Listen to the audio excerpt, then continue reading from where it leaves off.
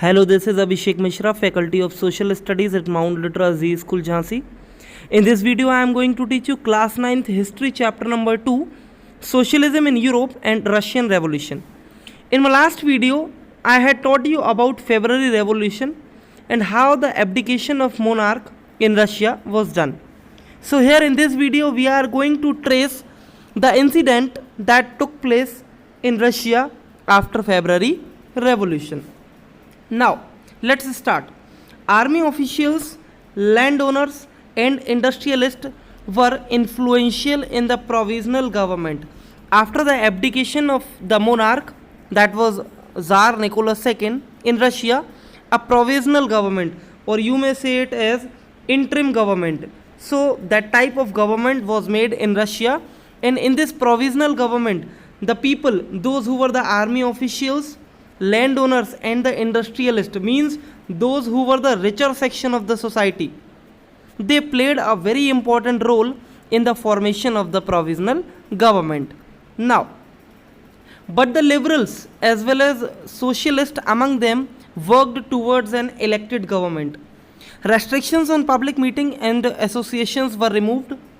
Earlier there were restrictions on public meeting and associations, so these restrictions were removed now. Soviets like the Petrograd Soviet were set up everywhere, though no common system of election was followed. In April 1917, the Bolshevik leader Vladimir Lenin returned to Russia from his exile.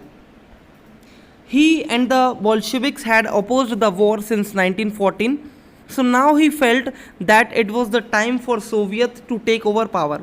He declared that the war be brought to a close, land to be transferred to the peasants, and banks be nationalized. These three demands were Lenin's April thesis. So, after coming from exile, Lenin demanded three demands, and these demands were that now the freedom should be given to make association, there should be land distribution to the farmers, and the war should be brought to an end. He also argued that the Bolshevik party rename itself as the Communist Party to indicate its new radical aims. Most others in the Bolshevik party were initially surprised by April thesis. They thought that the time was not yet ripe for a socialist revolution and the provisional government needed to be supported. So after the abdication of the monarch, though this provisional government was not supporting the poor people, but still there were some people who thought in Russia that it is not the right time to revolt against this provisional government. So at this time this government should be supported. But the developments of the subsequent months changed their attitude. Through the summer, the workers' movement spread in industrial areas. Factory committees were formed which began questioning the way industrialists ran their factories. Trade unions grew in number. Soldiers' committees were formed in the army. In June, about 500 Soviets sent representatives to an all-Russian Congress of Soviets. As the provisional government saw its power reduce and Bolshevik influence grow, it decided to take stern measure against the spreading discontent. Discontent means the people, those who were living under the rule of the provisional government, were very much dissatisfied. They did not like the way in which the provisional government was ruling. So there were so many critics with the provisional government. Now, it resisted attempts by workers to run factories and began arresting leaders. Popular demonstrations staged by the Bolsheviks in July 1917 were sternly repressed.